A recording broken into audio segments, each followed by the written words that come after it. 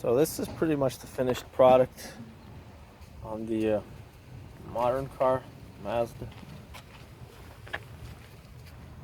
Yeah, there is a bit of orange peel, but that's the same as the rest of the car.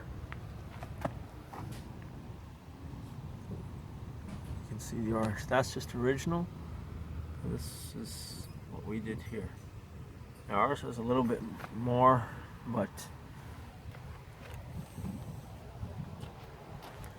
after that clear coat dries, might do a little bit more sanding just to make it perfect. As you can see, the body lines have been maintained there. This is somewhat of a quick job, just to save this car from going to the scrapyard. It would not pass the way it was before, it would not pass the safety.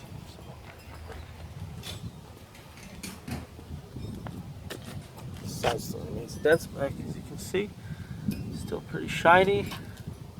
As shiny as what the original was. Yeah, we didn't spend too long on the lines, but it's a solid car now.